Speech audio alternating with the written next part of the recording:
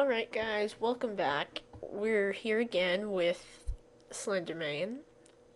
It's time for part 2. We're still in chapter 1, so I'm assuming this is going to be quite a long read. I'm so far enjoying this though. Alright, so where were we? We just finished a paragraph. I believe we're right here.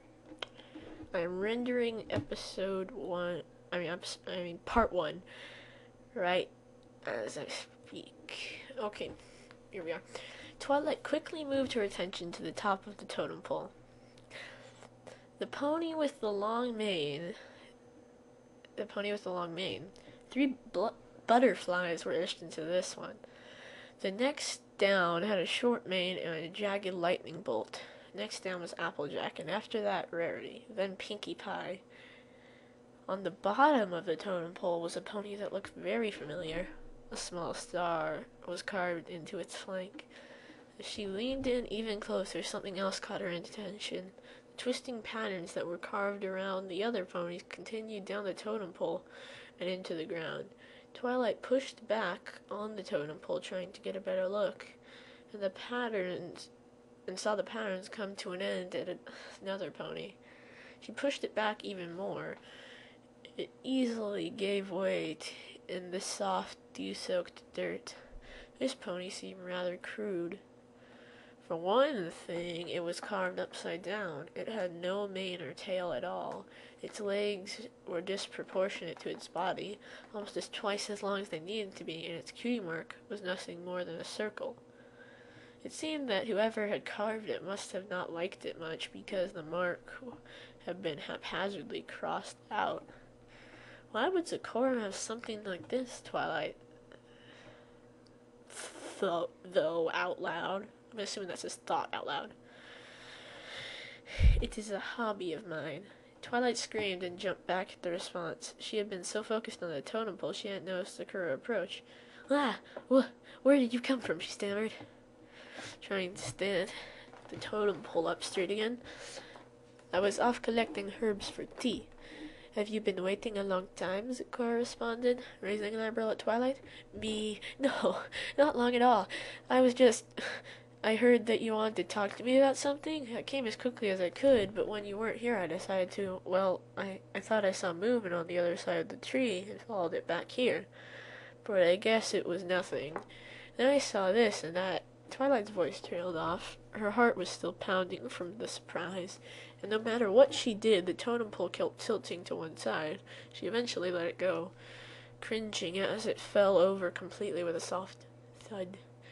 Zecora continued to stare at her suspiciously until she broke the silence again.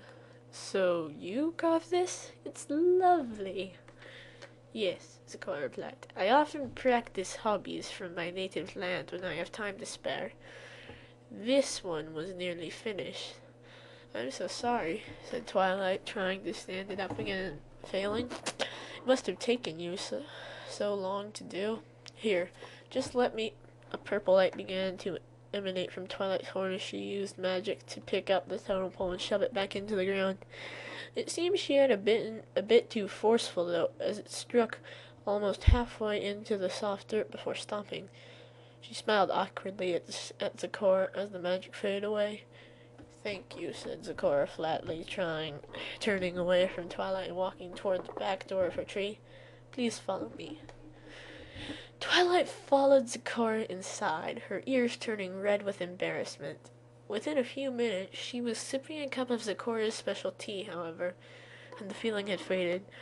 As she sat next to the cooking pit on a small pillow, her mind returned to the reason she had come out here in the first place.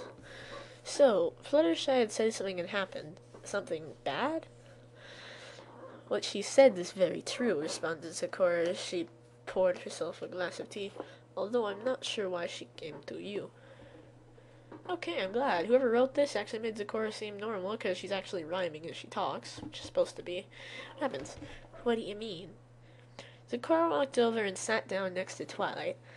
A few days passed. I was traveling through the forest when I beheld an unexpected sight. A tree I once had thought long dead. It gave me quite a fright. The tree scared you? Asked Twilight, incredulous. to Lucy. Okay, I'm assuming this is a really good story because I cannot read most of these words. Why would the tree scare you? In my homeland, this tree was known to be cursed with a terrible taint. Its fruit known as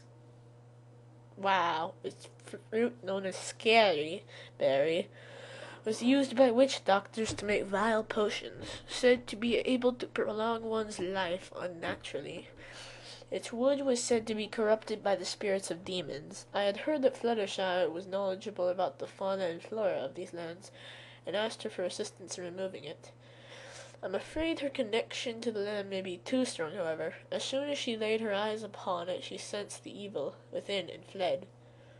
Oh, that Fluttershy, said Twilight. Everything scares her. Don't worry, Zecora.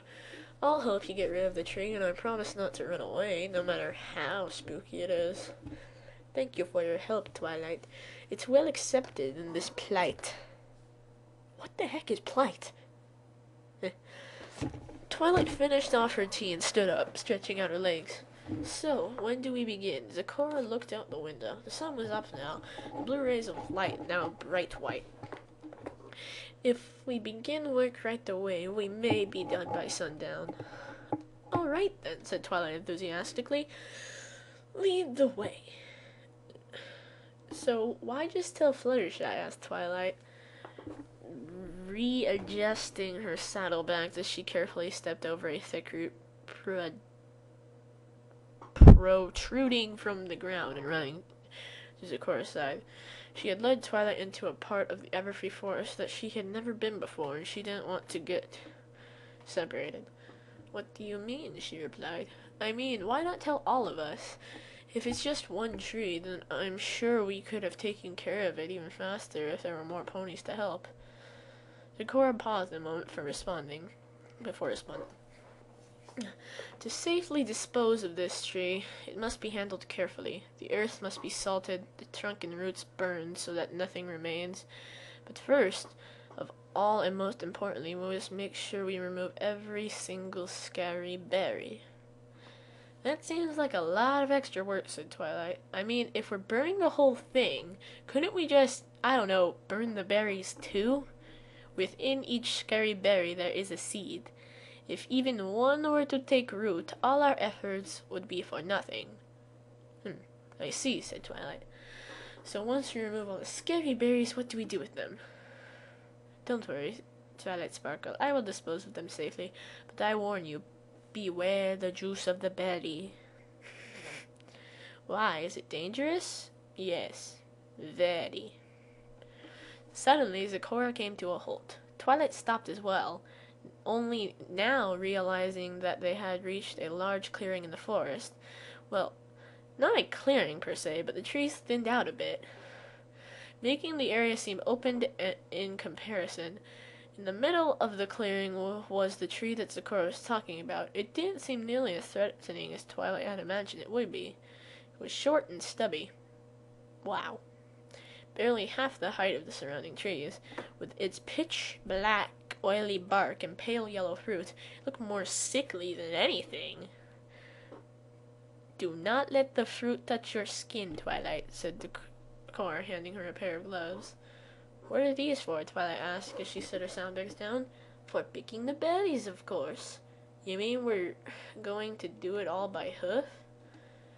Yes, Zecora replied simply, before walking over and carefully plucking a berry from the tree. Twilight watched despondently as Zecora placed it into her saddlebag and carefully reached for another. Okay, this story, I am really enjoying this so far, but it's not interesting yet. But anyway, that is part 2 of Chapter 1.